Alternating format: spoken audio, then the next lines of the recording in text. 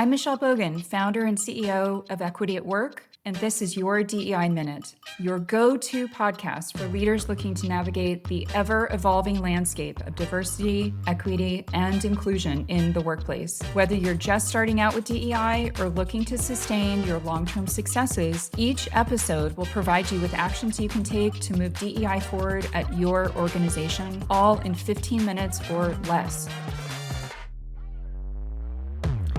Thanks so much for joining us for another Your DEI Minute episode. Today I'm going to talk through what we have built as a DEI maturity model, which is really something to help you understand not just where you are in the evolution of DEI in your organization, but how to know what efforts you really need to shore up to get your foundation solid and then to progress over time through your roadmap and how you want this to evolve in your organization. So to begin, the maturity model really is broken out into three chunks. The first is setting the foundation. The second piece moves into how are we operationalizing DEI? So how is it becoming part of the DNA of our organization, tied into that very closely? And then the final piece, which is really sort of in the realm of we're humming along terrifically, we're out and developing best practices, is how you're kind of expanding and enhancing DEI over time through a continuous learning process. And then under that, under all three of those sort of buckets, are a number of cultural dependencies that I will walk you through, which are things that you need to have in place for DEI to work just in general, but also for you to move from one piece of that maturity model into the next. So starting first with setting the foundation, this is where you're doing any of your kind of compliance related work related to DEI. So if you're 50 or more employees, you're filing your EEO1 report. You may be doing some compliance training and other kind of HR reporting related to DEI, certainly defining what DEI looks like in your organization, how that's aligned with your mission, your values, your vision. A piece that people forget about here is gathering input from your employees in terms of the kinds of things that you want, that they are looking for in DEI work, and to help you define what that roadmap really should look like. Certainly getting a solid list of goals and things that are objectives with DEI, things that you want done, outcomes that you want from it that will make things different from today, sort of what does the desired future state look like. Identifying DEI champions and owners for different initiatives, which is not just the most senior leaders who you need as sponsors, but also people kind of embedded in multiple levels of the business that even if they don't have a very senior title, have a lot of influence or people really have high regard for, respect for. And then getting into more of the nuts and bolts of like, how do we put governance around this? How do we create some basic communications to raise awareness about DEI and what our plans are? And particularly starting with leaders, start to do some education so that everyone's talking the same language, using similar terminology, and understanding a lot of the ways that DEI influences how people work with each other in the workplace and with clients and out in the community. So to me, those are kind of the core elements to setting the foundation. The cultural pieces that you need for those foundational elements to really be successful are three things. The first, which is so fundamental for this work, is psychological safety. So what that really means is that you've got an environment where everybody has an opportunity to ask questions, to share feedback, that there's no fear of retribution if you challenge your boss or you ask a question or ask for clarification, that people really feel like they can be themselves in the workplace and that everybody's kind of got each other's back. So that is number one, the biggest priority. If you do not have that in place today, there really is no point in investing in a lot of DEI work because you've got to have that piece in place first. The second cultural component that's a requirement is to have a very people-focused company mission, values, and KPIs. So I think a lot of organizations do pretty well on the mission values. They tend to be pretty people-oriented. I think where the struggle comes in typically is in the KPIs, which are the key performance indicators or the metrics that your business uses to gauge the health of the business and how well employees are doing in driving the business forward. So when we talk about those kinds of KPIs, and this links to the next cultural requirement, which is that behavior is measured and weighted equally, or sometimes even more heavily than performance. What both of those are getting at is that it can't just be that somebody gets a pass on really bad behavior because they generate a lot of sales or they bring in a lot of new clients or they always are like super efficient in how they get their work done. The behavior really has to go hand in hand with performance and the KPIs or the metrics that you use for the overall business. And then ultimately, as we get into more operationalizing and enhancing, those will then get carried into individual performance reviews for seniors and then over time, senior leaders, and then over time trickle down into all employees. So again, those three cultural requirements are psychological safety, people-focused mission, values, and KPIs, and then that behavior is measured and weighed equally, if not slightly more important than performance. That's what you need in place for the setting the foundation of DEI pieces to work. Once you've got all that in place and you're doing well, we can move into the second component of the maturity model, which is operationalizing DEI.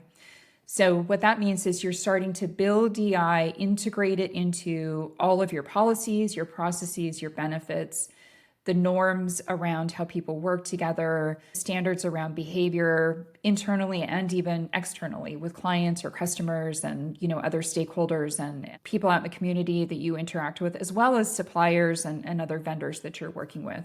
This is where a lot of the kind of like real digging in sort of work happens.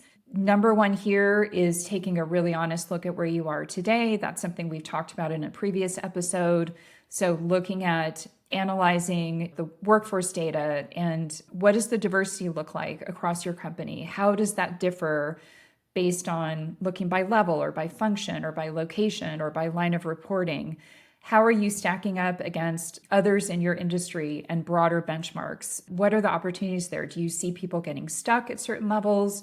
Do you have higher turnover among certain groups of employees? What are some of the stories that data is telling you? That's a great place to start when you're starting to operationalize DEI. So this will help you hone in on very specific goals and opportunities related to policy, process, establishing good feedback and coaching, and identifying spaces where bias is coming into play that needs to be weeded out and addressed. So that's the first component of operationalizing DEI.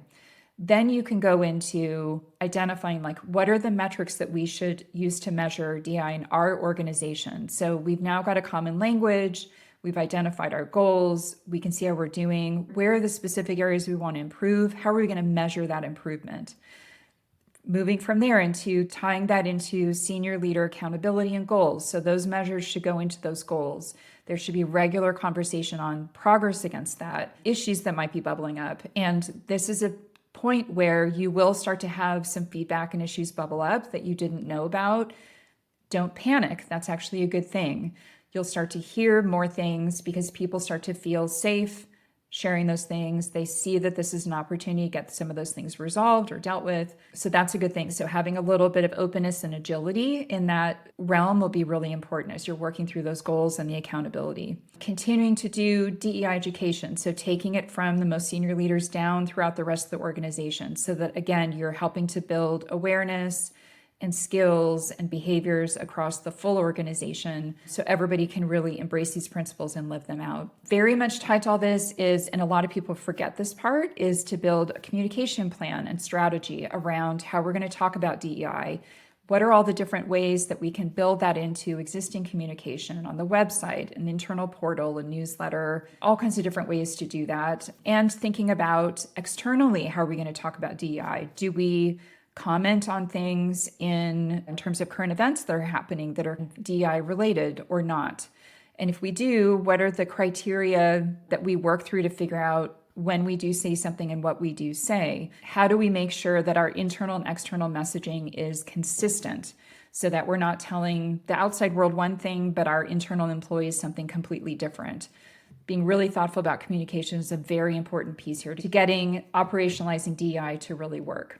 Continuing sort of that thread further down, taking a really good look at policies and benefits and making sure all of those are fully inclusive. So a lot of companies at this step start to say, okay, if we look at our benefits offering, are we being fully inclusive of, for example, same-sex couples who we want to make sure their partner has access to insurance. We may need to provide additional family planning supports for people who are in same-sex couples and they want to adopt or use surrogacy or IVF. Those are some examples of ways to incorporate things into benefits. Another thing that is a more recent trend that's been terrific to see is acknowledging that medical care for some people from underrepresented minority communities can be either harder to access or not as robust as what might be available to some others, and making sure that the providers that are pulled in network really help to balance that out. So a lot of good ways to look at benefits and policies to be really equitable and really inclusive. And by the way, that goes a really long way when you're recruiting and you're retaining, because those are key things that employees, particularly employees from sort of Gen Z and millennial generations, are really looking for right now. The next piece of that, which is the next thread to pull after policies and benefits and kind of in parallel of that, is looking at the full employee life cycle and ensuring that the DEI principles that you have developed and aligned on are threaded through all those processes. So what I mean by that is everywhere from outreach related to recruiting, the actual recruiting process, hiring, compensation, onboarding, and then ongoing professional development, sponsorship and mentorship, promotion criteria, and so forth. All of those processes need to be reviewed to make sure that those principles are tied in there as well. Another component, sometimes people jump to this very early in the game, which is completely fine, but if you haven't yet, make sure you do it here, is to establish affinity and ally groups. So those can be referred to as ERGs, which is employee resource groups, BRGs, business resource groups. Some people call them networks. There are a lot of different ways to play with different words there, come up with fun acronyms. But this is where groups from different affinities and different identities have a place to come together and support each other, develop some community, and identify ways to really advocate for themselves as a collective. And then creating space also for people who want to be supporters and allies of those groups so that they have an opportunity to participate and learn as well, and then be effective advocates in the organization. And then super important, please don't forget, celebrate those DEI wins. I think a lot of people can get really deep in the policy and the process and the benefits and all these sort of mechanics and forget that you're achieving really great things as you go. And so tie that celebration into the ERG groups, tie it into the communications that you're doing, tie it into the training. That helps sustain momentum. It helps to tell a great story around DEI and the work that people are doing, and just gets people excited and feeling really proud about what you've accomplished. So the other pieces that you really need in place from a culture perspective for those operational elements to work are two additional things. One is that you've got really well-defined and followed team norms. So establishing sort of rules of engagement, for lack of a better word, on behaviors that are expected, commitments we're willing to make to each other. That can be in how meetings are run and how teams are run, in how different groups report to each other, report out to the organization. Just making sure that those team norms are really well in place and consistently adhered to. And then the other piece, again, tying on the communication thread, is collaboration, communication, learning, and feedback are highly, highly valued. If you don't have good feedback mechanisms in place, you have not trained people on how to give really good, effective feedback that's very developmental, a lot of this isn't going to work. Feedback is such an important component of a lot of these processes being revamped, a lot of the policies working that you're putting in place. So making sure that you're spending the time focusing on providing feedback, creating an environment of learning. This ties very much to psychological safety. There's great collaboration, a lot of communication. Those are all really important to keep moving through this maturity model. And then finally, the third piece, which is really where you've got all of these foundational and operational components humming along, is where you get to really be in kind of expand and enhance mode. So expanding, enhancing DEI, looks like including the success measures and KPIs, metrics that you've defined for DEI success into all leadership performance reviews. And ultimately really trickling those down in terms of what's actually achievable at all levels into really everyone's performance reviews. So everybody's got some skin in the game related to the success of DEI. Making sure that DEI education is part of just a continuous process. So it's built into onboarding, it's built into standard training that you get when you're promoted to a different level. It's part of ongoing refreshers and formal and informal training and communication. Maybe even you've got sort of self-selected and self-directed learning modules that are available to people who want to learn more about certain areas. Really making that commitment to invest in education is part of sort of getting into that best practice realm. Making sure your leaders are well equipped to handle questions that come up from people in their organization when different DEI kind of current events pop up or issues pop up, so that they're not left hanging, having to wing it or wait for the most senior leader to have a script of what to say. Making sure there's some good guidelines in place so that any people leader feels like they can respond to questions that will come up naturally as part of just day-to-day work. Another great element to think about here is mentoring and sponsorship. So this is where a lot of companies will create programs around high performers that have been targeted early in their career that they want to make sure are getting the development they need. It can also be looking at some folks who maybe come from backgrounds that maybe were not as equitable as some others in the organization. So again, shoring that up. Hopefully you've been doing that along the way, but this is where you would put a very rigorous process in place to make sure that you've got a lot of people getting great support, mentorship, and sponsorship from leaders across the organization.